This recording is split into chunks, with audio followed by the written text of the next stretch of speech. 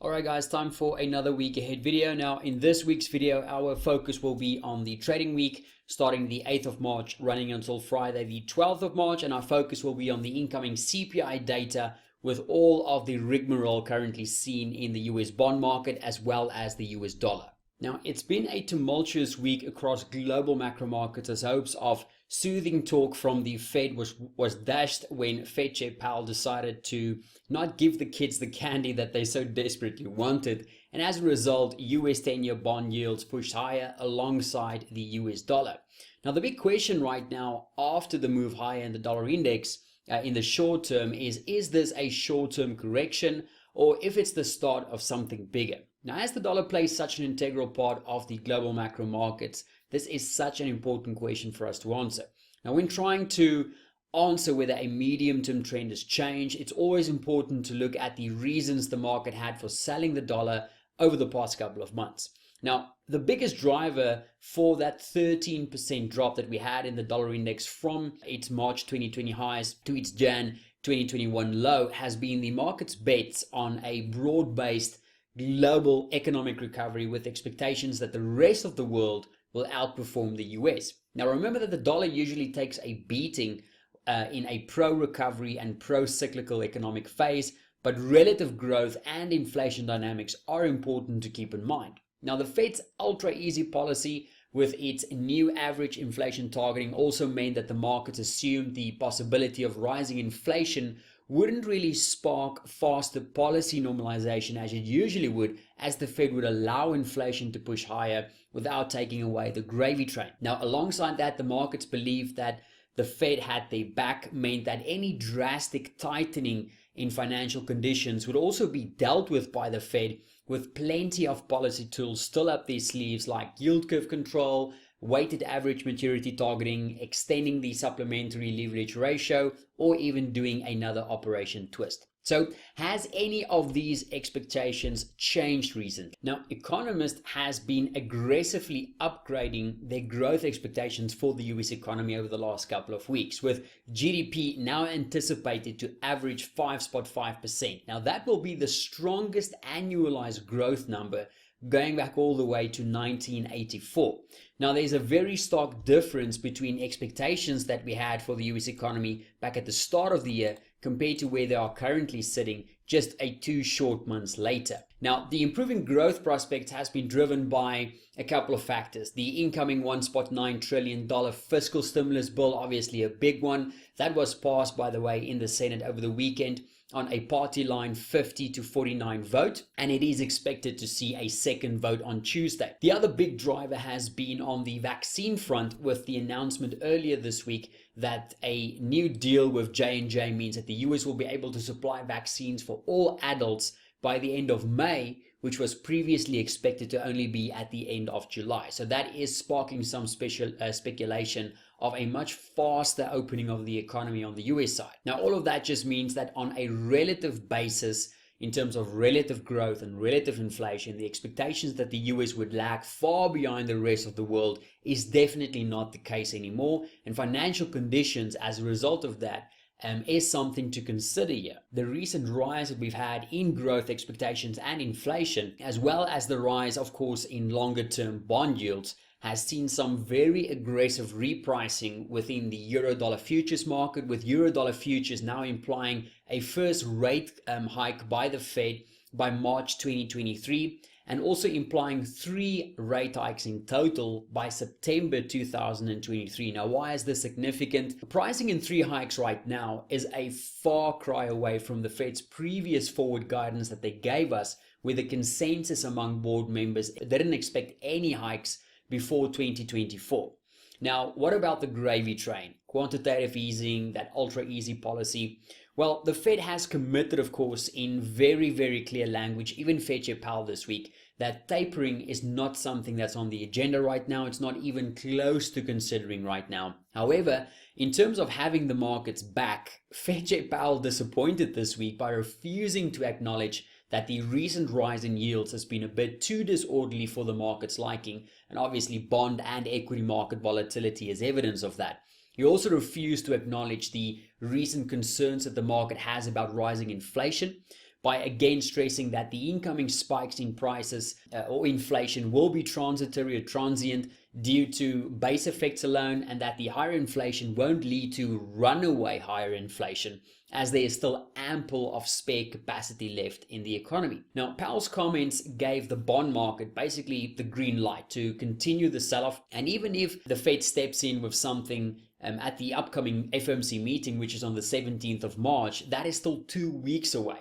And we've entered into the blackout period, which means they can't come out and try and save the day. So there's no saving grace if things do turn out really ugly in the next couple of days. Now, it's clear that the pace of the move in bond yields have sent jitters across the markets. That was very clear. And following Powell's comments, we've seen the dollar starting to shake out some of the weaker shorts by pushing back to that 92 level on Friday. Now, with both nominal and real yields rising, alongside no concerns from the Fed and from Powell, the dollar has a very good shot to stage a little bit of a comeback here in the short term. Whether that means that a full-on reversal is due and we'll see a return to dollar dominance like we had back in 2018, I'm not too sure of that just yet. Even though things like yield differentials are calling for a higher dollar, rising yields in the US isn't the only game in town right now, because yields are rising globally. That is something to keep in mind. Also, back in 2018, the US economy was firing on all cylinders at the time, when the rest of the world was slowing. Economies like China, the Eurozone, New Zealand, Australia, just to name a few, all went through a topping cycle, basically topped out and started to contract after peaking very close to the end of 2017. So it's not really comparing apples to apples by comparing the move we're seeing in yields right now and the move we're seeing in the dollar right now going back to the start of 2018. Keep in mind that all of these economies that we've just mentioned, all of them are expected to also see jumps in growth and inflation as well. So even though financial conditions, vaccine developments, and of course relative growth and inflation dynamics, even though that does bode well for the dollar upside in the short term, like we said, it might be a little bit more short term while we see those oversubscribed dollar short bets starting to get a little bit unwound in the market. But after that has run its course and we see the positioning level out a little bit, and after yields find a little bit of an equilibrium, if you want to call it that, it might be a little bit more of a fair fight at that time, which means that the medium-term bias for now remains intact to the downside. Right, now that brings us to the week ahead, where our focus will stay firmly fixed on the bond market, of course, on the US dollar, but also, of course, in relation to that, the incoming CPI print on Wednesday. Remember that inflation is a real nemesis for fixed income investments like bonds for two reasons. Firstly, as rising inflation erodes the future value of those fixed income investments, it's normally something that you want to rotate out of when you see inflation rising. And that's why keeping track of inflation expectations is very important for bonds and bond yields. And secondly, rising inflation is a possible precursor, of course, to rising interest rates, which is, of course, bad for bondholders who bought their bonds at lower rates. Now, until recently, the scares about inflation running hot has predominantly been driven by inflation expectations alone, because we haven't really seen that translate into actual inflation. If we just take a look at this chart, we can see that the 5-year and the 10-year inflation expectations is trending quite high right now, sitting at 2.05% and 2.13% respectively. But if we take a look at CPI year over year, we can see that that is still comfortably below that 2% level, sitting at 1.4%. Now, why the big divergence between the two? Well, because the market is forward-looking, right? So inflation expectations are rising due to a couple of factors. Commodity prices is a big driver, expectations for inflation, expectations for a broad-based recovery in growth and demand, expectations that rising savings rates in the US and further fiscal stimulus on top of that will translate into higher actual inflation as well. And of course, the very easy base effects going into the first half of this year means that actual data is already expected to surpass 2% in H2 for inflation. However, looking at the recent data like we had in the ISM in terms of the manufacturing and the services prices paid, as well as the jobs market, the angst in the market right now of seeing inflation surprising meaningfully to the upside is really growing in market participants. Obviously, we've seen that in the US bond market as well. bond markets across the globe. If you just look at the data, something like this weighted ISM prices paid, this basically takes your manufacturing ISM prices paid and your services prices paid, basically using it as a weighted measure, looking at each of those components in terms of the size of the economy. If you just look at prices paid alone for these to the weighted measure, and you track that, the correlation versus something like US CPI year over year, we can see that inflation might actually be pushing closer to 4% in the not too distant future. So there is reasons for the market stressing a little bit right now about inflation, especially with the Fed possibly looking a little bit complacent about these risks. Now that means US CPI data, of course, in the next, not only this week, but in the next couple of months, will grow more and more important. That brings us to some possible sentiment shifts and trade plans. Now, the markets are not expecting a big change from the prior CPI data. If we just take a look at the consensus, however, taking a look under the hood, we can see that in terms of the forecast distribution, basically the minimums and the maximums, it does show that there is uncertainty for surprises, either lower or higher. Now, our trading plan for CPI will be simple this week and will be based on any surprise deviations, whether to the upside or to the downside.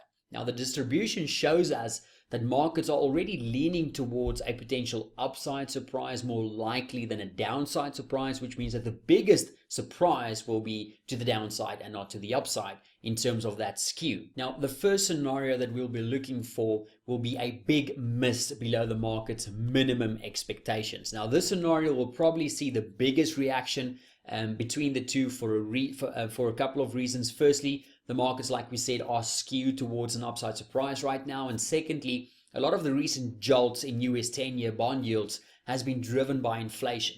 And a big surprise miss, we had one obviously in the previous data as well, could see some alleviation of those recent runs that we've had in yields. The trade plan for this will be simple. We would expect this scenario to see downside alleviation in US 10-year, and that of course could provide some selling opportunities in the US dollar after that big push we've had to the upside, and we will look to sell the dollar versus a basket of majors that we like, preferably something like the British pound, as well as the Antipodeans, as well as the Japanese yen, if we do see a sizable move lower in something like US 10-year.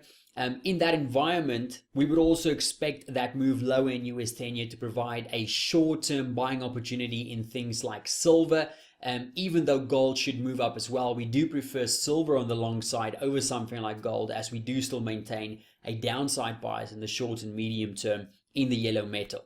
Now, do keep in mind that this scenario one would probably be more a short-term opportunity given the market's forward-looking outlook, of course, for inflation going forward. Now, scenario two would of course be a major beat above the market's maximum expectations. Now, this scenario will probably see a smaller reaction in the very short term compared to scenario one for a couple of reasons. Firstly, markets are skewed, like we said, towards an upside surprise already, and secondly, positioning matters, and positioning in the short term has seen a lot of upside in something like US 10-year and the dollar, and downside in precious metals in the very short space of time, and that could see more limited short-term moves in line with a beat to the upside. Now, once again, our trade plan would be simple. We would expect this scenario to see some upside in US 10-year bond yields, and that of course could provide some further upside for the US dollar and create a buying opportunity in the greenback, once again versus a basket of currencies.